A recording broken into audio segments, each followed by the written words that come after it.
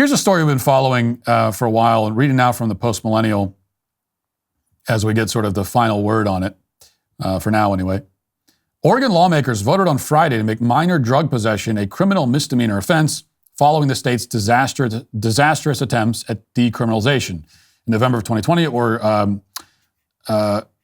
it was voted for ballot measure 110, which decriminalized personal possession of drugs such as heroin, cocaine, methamphetamine, and LSD. Oregon became the first state in the union to approve such a measure, turning possession of hard drugs from a criminal misdemeanor into a Class E misdemeanor, which warrants a citation of up to $100 instead of criminal punishment. The state's decriminalization effort resulted in heavy open-air drug use and a significant surge in overdose deaths. Oregon lawmakers hailed the measure as an approach to addiction, but in return, decriminalization was a hard lesson learned. In a 21-8 vote, the Oregon Senate voted on Friday to recriminalize hard drugs as a misdemeanor criminal offense. The Oregon House of Representatives also voted to roll back decriminalization in a 51-7 vote on Thursday. The bill now heads to Democrat Governor Tina Kotek's desk, where it's expected to be signed into law. According to federal data, Oregon recorded 1,387 drug overdose fatalities in 2022, an increase of nearly 160% from the previous 5 years. So this is a story that should be getting a lot more attention. What we're seeing here is a dramatic repudiation of one of the most pervasive and increasingly popular left-wing policy ideas. And of course, left-wing policy ideas are repudiated by reality all the time, but rarely do you see it so clearly and so starkly and so quickly that it only took 2 years. And they said, never mind, this was a terrible idea. It's a very simple process to follow. The left says we should decriminalize drugs. Oregon said, okay, let's do it. Total unmitigated disaster follows, and now they're recriminalizing. And that should be just the end of the decriminalization movement. It's a movement that never should have begun to begin with, but this should be the end of it. It was put into practice. Every bad thing that critics warned about happened. Like everything that the critics said would happen, did happen. And so what else is there to talk about? This should just be, I know we can never end any conversation in this country. We can never come to a conclusion on any debate. But this should be one where the debate's just over. Like you said, you wanted this policy. You said it would have a certain result. The exact opposite happened. And so that's it. That's it. It's over. You lost the argument.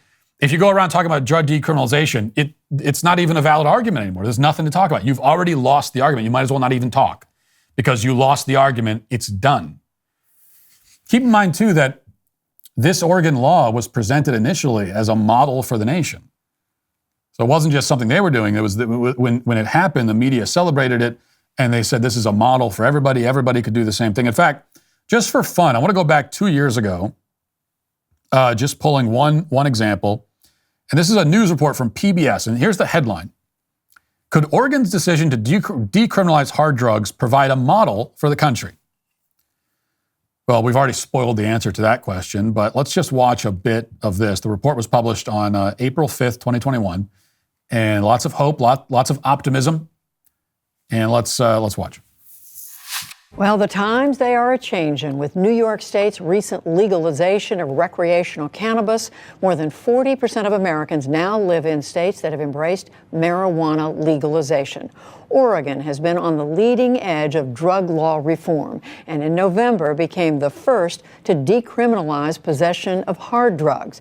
As other states eye similar moves, Stephanie Sy reports on Oregon's early rollout and the obstacles ahead. 37-year-old Sabrina Brandt has been an IV drug user since she was 16. I had mental health issues, and since age 12 have been on multiple antidepressants and have multiple diagnoses. And so I think my IV drug use with heroin and cocaine was a way to self-medicate. She describes her relationship with drugs as a love-hate thing. I felt like if I quit using drugs, like right now, it'd be like losing my closest confidant, like my best friend, because he's been with me for so many years. So.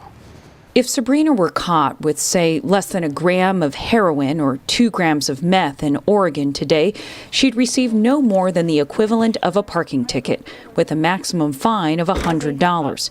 She could avoid paying that by making a phone call with a counselor for a health assessment.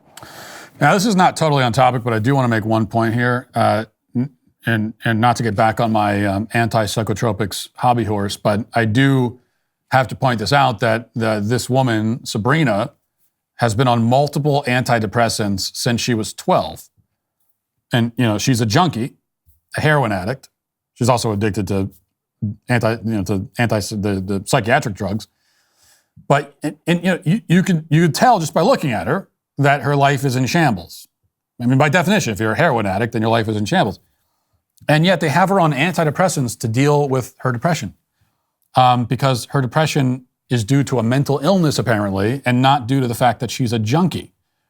Not due to the fact that she leads an absolutely miserable, awful life governed by her addiction to a poison.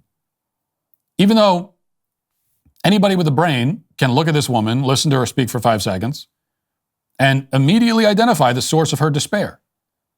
It's not that hard to figure out. We don't need to talk about chemical imbalance and everything else.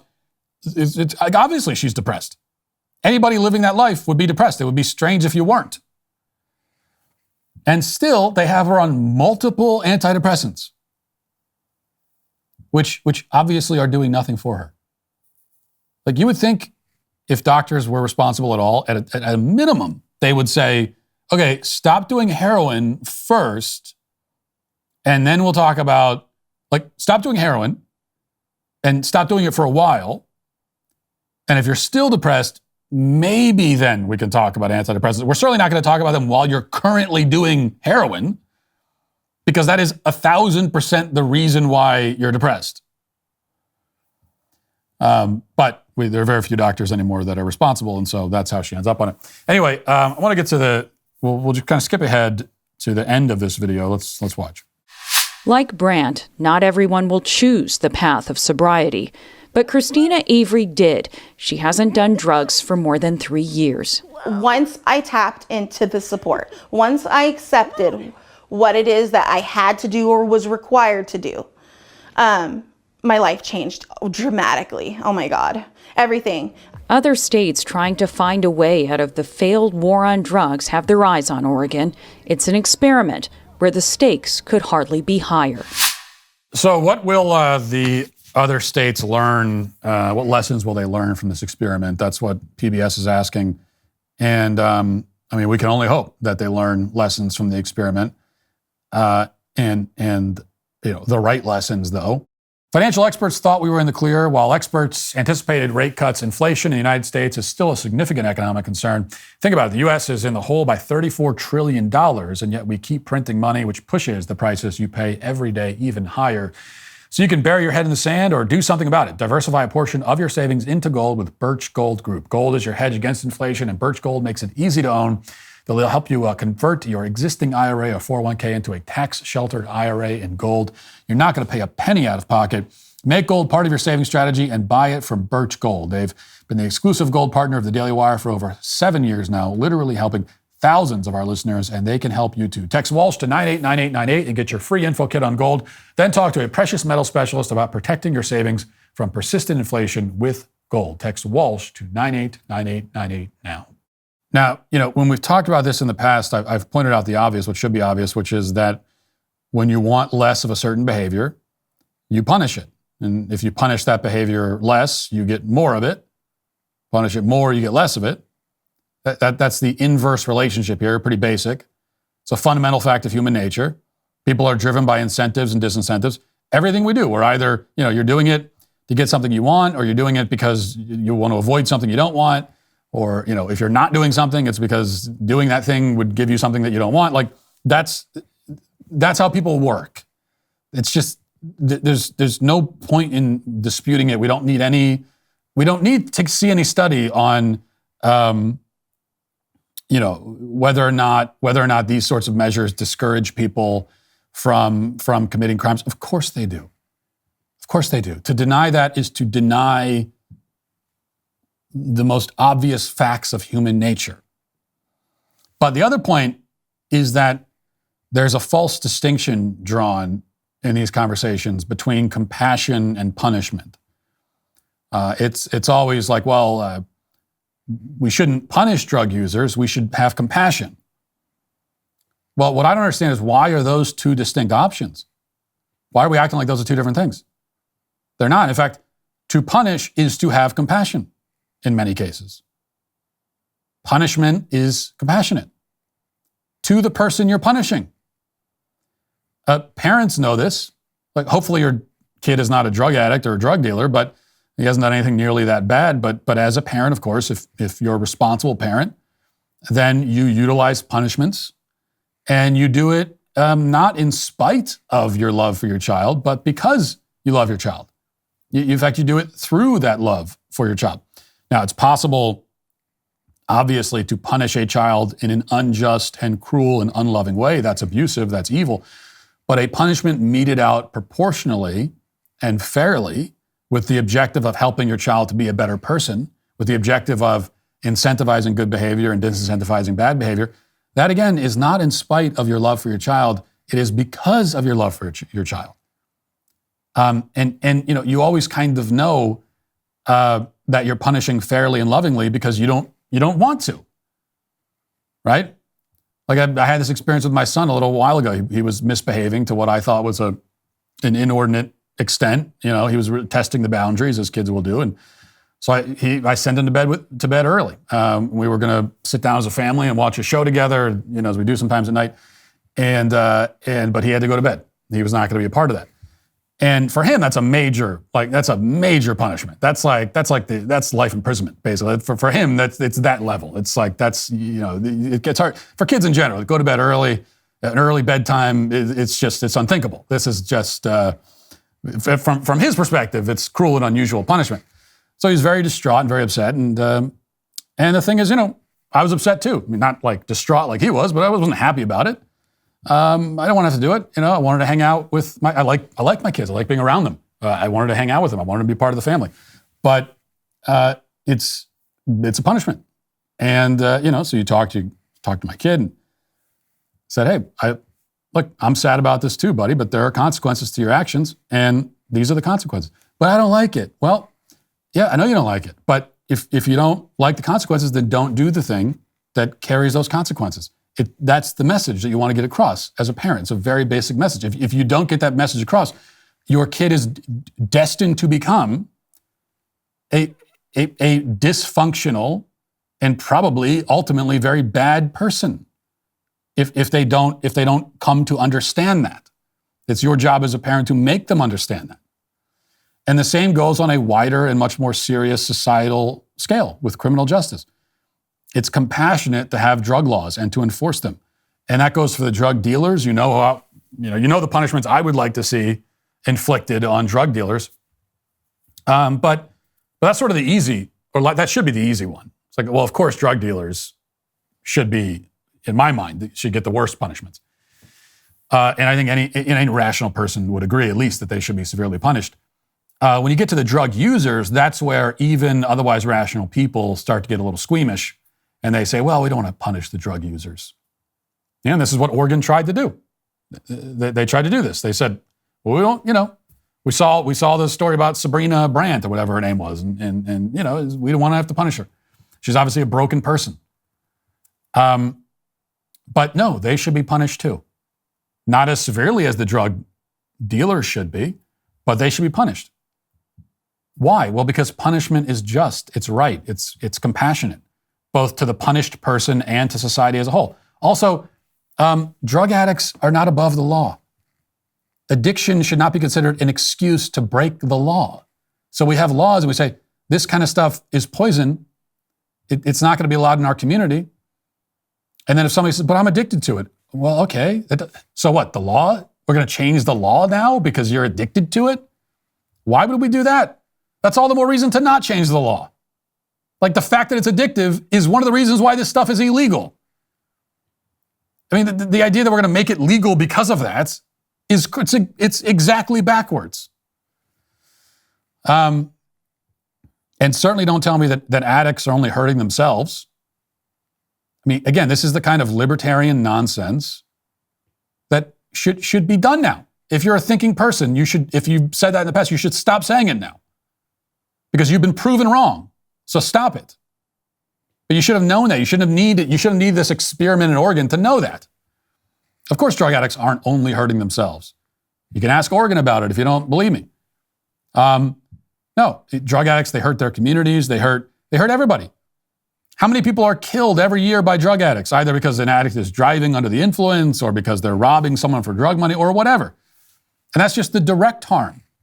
Now, sure, one drug addict in isolation alone in his apartment shooting heroin isn't in that moment hurting anyone but himself. But a city full of drug addicts, is a city in a state of decay. It's a city that is unlivable for everybody else. So that's harm too. And by the way, also, the drug addicts they don't just go off somewhere by themselves to do the drugs. As we heard, the whole city becomes an open air drug den. And so everybody's surrounded by it. So yeah, when you're living in a city where you've got drug addicts all over the place, yeah, that hurts everybody. You have made the community like I can't even live it. If I'm a normal person and I have a family, I can't live here anymore because of you people. Does that hurt me? Yeah, of course it does. You've made my community unlivable. You have no right to do that. I don't care if you're addicted. You don't have a right. You have no right to that. You should be punished for it. So what we should be doing is obvious. When it comes to hard drugs, especially heroin, fentanyl, meth, and so on, you should be rounding everybody up who's involved. Dealer, distributor, buyer, throw them all in prison for lengthy terms. Not the same length, but lengthy terms. And, we don't have enough room in prison. Okay, well, build more prisons. Build as many as you need. Build 100 more prisons if you need. Well, however many prisons you need to round up all of the people that are on the street turning our cities into cesspools, however many prisons you need to round them all up and throw them there. You know, we also heard, I don't know if it was in that clip, but I think it was one of the drug addicts said, well, you can't force people to stop doing drugs. Well, you can. Actually, you can. You know, prison can be one way to do it. Now, they do get drugs into prison, obviously. But you could do it. If you have somebody in solitary confinement, if you have them in isolation, that they have no contact with the outside world, yeah, you force them to stop doing drugs.